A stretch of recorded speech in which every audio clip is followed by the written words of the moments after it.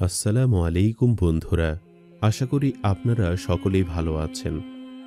হজরত হারুন আলাইসাল্লাম ছিলেন ইসলামের একজন নবী এবং মুসা আলাইসাল্লামের বড় ভাই।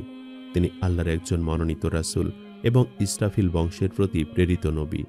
কুরআনে ও তাওরাতে তার জীবন ও কর্মকাণ্ড সম্পর্কে গুরুত্বপূর্ণ বিবরণ পাওয়া যায়। তার জীবনে বেশ কিছু অলৌকিক ঘটনা ঘটেছে, যেগুলো তার নবুয়তের সত্যতা ও আল্লাহর শক্তির প্রমাণ বহন করে। আজ আমরা হজরত হারুন আলাইসাল্লামের সে সকল অলৌকিক ঘটনা সম্পর্কে বিস্তারিত জানব। হজরত হারুন আলাইসাল্লাম আল্লাহর বাধ্য একজন মহান নবী ও মুসা আলাইসাল্লামের বংশগত বড় ভাই। কোরআনে ২০ বার তার নাম উচ্চারিত হয়েছে। তিনি লেভি গোত্রে জন্মগ্রহণ করেন। তার পিতার নাম ছিল ইমরান। মিশরের ফেরাউনের শাসনামলে বনি ইসরায়েলদের কঠোর নিপীড়ন ভোগ করতে হতো। এই নিষ্ঠুর অবস্থা থেকে বাঁচতে আল্লাহ হারুন ও মুসা আলাইসাল্লামকে প্রেরিত করেন। হজরত হারুন আলাইসাল্লামের জীবনের সাথে বেশ কিছু অলৌকিক ঘটনা ওতপ্রোতভাবে জড়িয়ে আছে। তার জীবনের প্রথম অলৌকিক ঘটনাটি ছিল তার নবুয়ত প্রাপ্তির ঘটনা। হারুন আলাইসাল্লাম ছিলেন মুসা আলাইসাল্লামের সহচর ও সহকারী।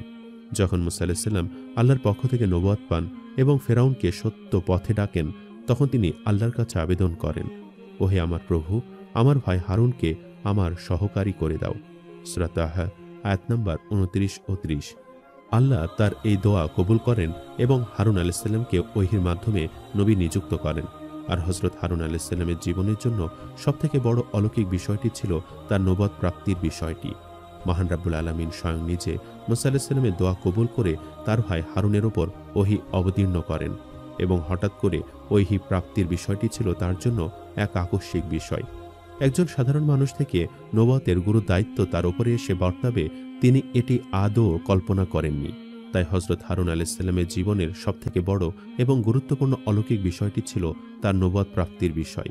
তিনি ছিলেন বক্তৃতা ও উপদেশ প্রদানে অত্যন্ত দক্ষ, যা মুসা আলাইসাল্লামের দাওয়াতি কাজে সাহায্য করেছিল। ফেরাউনের দরবারে অলৌকিকতা প্রদর্শনের বিষয়টি ছিল হারুন আলাইসাল্লামের জীবনের সাথে সম্পর্কিত একটি অলৌকিক বিষয়। যখন মুসা আলাইসাল্লাম ও হারুন আলাইসাল্লাম ফেরাউনের দরবারে যান আল্লাহর বাণী পৌঁছে দিতে, তখন তারা অলৌকিক নিদর্শন প্রদর্শন করেন। মুসা আলাইসাল্লামের লাঠি সাফ হয়ে যাওয়া এবং হাত থেকে আলো ছড়ানো ছিল অন্যতম অলৌকিকতা। হারুন আলাইসাল্লাম যদিও নিজ হাতে এই অলৌকিক কাজ করেননি, কিন্তু তিনি প্রত্যক্ষভাবে সব ঘটনায় জড়িত ছিলেন এবং সহকারী হিসেবে ভূমিকা পালন করেন।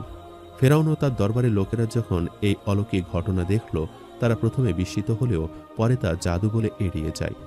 মুসা আলাইসাল্লাম ও হারুন আলাইসাল্লামের নেতৃত্বে ইসরাফিল বংশধরদের ফেরাউনের অত্যাচার থেকে মুক্ত করা হয়। ফেরাউন যখন সেনাবাহিনী নিয়ে তাদের পেছনে ধাওয়া করে, তখন আল্লাহর নির্দেশে মুসা আলাইসাল্লাম লাঠি দিয়ে সমুদ্র আঘাত করলে তা দ্বিখণ্ডিত হয়ে যায়। এই অলৌকিক ঘটনা দ্বারা ইসরাইলীরা পার হয়ে যায় এবং ফেরাউন তার সৈন্যসহ সমুদ্রে ডুবে যায়। যদিও এ অলৌকিক ঘটনা সরাসরি মুসা আলাইসাল্লামের মাধ্যমে ঘটে, তবুও হারুন আলাইসাল্লামের দাওয়াতি ও নেতৃত্বের ভূমিকা এখানে গুরুত্বপূর্ণ ছিল। মান্না ও সালোয়ার অবতরণ ছিল হারুন আলাইসাল্লামের দৃষ্টিতে এক বিস্ময়কর অলৌকিক ঘটনা।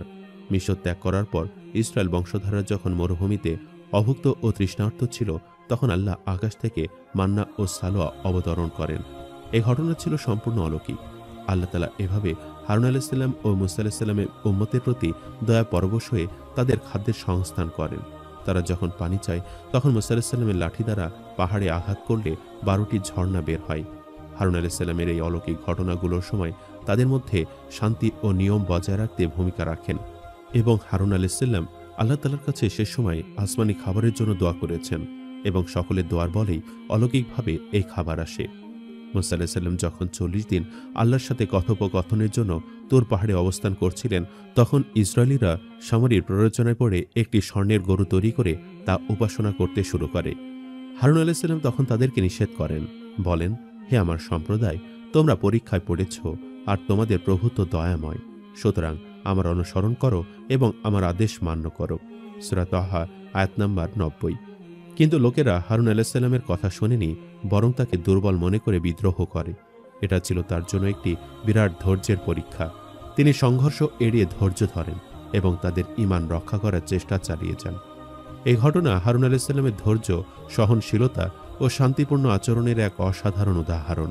যদিও এই ঘটনা দুর্ভাগ্যজনক, তবুও তার ধৈর্য ও পরিস্থিতি সামলানোর ক্ষমতা ছিল সত্যিকার অর্থে অলৌকিক। আল্লাহ তাআলা কোরআনে বহুবার হারুন আলাইহিস সালামের প্রশংসা করেছেন। তিনি তার নবুয়তকে অলৌকিকভাবে সমর্থন করেছেন। আল্লাহ রাব্বুল আলামিন বলেন, আর আমি মূসাকে তার ভাই হারুনকে নবী হিসাবে উপহার দিলাম। সূরা মারিয়াম আয়াত নাম্বার 53। হারুন আলাইহিস সালাম এমন একজন নবী ছিলেন যিনি আল্লাহর পক্ষ থেকে সম্মান ও মর্যাদা পেয়েছেন। তার বক্তব্য, আচরণ ও ঈমান ছিল বহু মানুষের জন্য পথ নির্দেশ। এটা নিজে একটি অলৌকিক দৃষ্টান্ত যে একটি জাতির মধ্যে একজন সত্যিকারের নেতা এত দৃঢ়ভাবে ধর্মীয় আদর্শে প্রতিষ্ঠিত হতে পারে। মূসা আলাইহিস সালাম যখন নবুয়ত লাভ করেন তখন তিনি হারুন আলাইহিস সালামের জন্য নবুয়তের দোয়া করেন। এটা ছিল এক ব্যতিক্রম ধর্মী ঘটনা, যেখানে এক নবী অন্য একজনের জন্য নবুয়তের দোয়া করছেন এবং আল্লাহ তাতে সাড়া দিচ্ছেন। এর মধ্যেও এক অলৌকিকতা রয়েছে। আল্লাহর সঙ্গে এত ঘনিষ্ঠ সম্পর্ক যে তিনি তার প্রিয় বান্দাদের প্রার্থনা কবুল করেন। হারুন আলাইহিস সালামের জীবনে ঘটে যাওয়া অলৌকিক ঘটনাগুলো মূলত আল্লাহর কুদরত ও নবীদের মর্যাদা নিদর্শন। তিনি নবুয়তের দায়িত্ব নিষ্ঠার সাথে পালন করেছেন, ইসরায়েল বংশের মধ্যে সত্যের দাওয়াত ছড়িয়েছেন এবং কঠিন সময়েও ধৈর্য ধারণ করেছেন। মূসা আলাইহিস সালামের পাশে একজন সহকারী নবী হিসাবে তার অবস্থান ছিল অনন্য। হযরত হারুন আলাইহিস সালামের জীবনের আরেকটি বড় অলৌকিক ঘটনা ছিল মৃত্যুর পর তার লাশটিকে অলৌকিকভাবে বনী ইসরায়েলদের সামনে উপস্থাপন করা। আল্লাহ তাআলা একদিন হযরত মূসা আলাইহিস সালামের কাছে ওহী পাঠালেন যে, আমি হারুন আলাইহিস সালামকে মৃত্যু দান করব, তাই তাকে অমুক পাহাড়ে নিয়ে এসো। আল্লাহর দেওয়া নির্দেশ মোতাবেক হযরত মূসা আলাইহিস সালাম হযরত হারুন আলাইহিস সালামকে নিয়ে উক্ত পাহাড়ের দিকে রওনা হলেন। যেতে যেতে পথে তারা এমন একটি গাছ দেখলেন যেরূপ গাছ কেউ কোনোদিন দেখেনি। এরপর তারা দুইজন একটি পাকা ঘর দেখতে পেলেন। সেখানে একটি খাট রয়েছে এবং খাটের উপর সুসজ্জিত বিছানাও রয়েছে, আর ঘরে তখন বাতাস খেলছে। হারুন আলাইহিস সালাম যখন পাহাড় ও ঘরের দিকে তাকালেন তখন এগুলো তার কাছে খুবই ভালো লাগলো। তাই হারুন আলাইহিস সালাম তার ভাই মূসাকে বললেন, হে মূসা, আমি এই খাটে ঘুমাতে চাই। মূসা আলাইহিস সালাম বললেন, আপনার ভালো লাগলে আপনি এখানেই ঘুমিয়ে পড়ুন। তখন হারুন আলাইহিস সালাম বললেন, তবে আমার ভয় হচ্ছে, ঘরের মালিক যদি এসে আমার উপর রেগে যায়। মূসা আলাইহিস সালাম বললেন, ব্যাপার না, এই ব্যাপারে আপনি কোনো ভয় করবেন না, ঘরের মালিকের ব্যাপারটি আমি দেখব, আপনি ঘুমিয়ে পড়ুন। হারুন আলাইহিস সালাম বললেন, হে মূসা, তুমিও আমার সাথে ঘুমিয়ে পড়ো। যদি ঘরের মালিক আসেন তাহলে তিনি আমাদের দুজনের প্রতি রাগান্বিত হবেন। এরপর তারা দুইজনে ঘুমিয়ে পড়লেন এবং হারুন আলাইহিস সালামকে মৃত্যু স্পর্শ করল। যখন তিনি ব্যাপারটি টের পেলেন তখন বললেন, হে মূসা, তুমি আমাকে ফাঁকি দিয়েছ। এরপর হারুন আলাইহিস সালাম যখন ইন্তেকাল করলেন তখন ঘর, গাছ ও খাট আসমানে উঠিয়ে নেওয়া হলো। অতঃপর মূসা আলাইহিস সালাম তার সম্প্রদায় বনী ইসরায়েলের কাছে ফিরে আসলেন।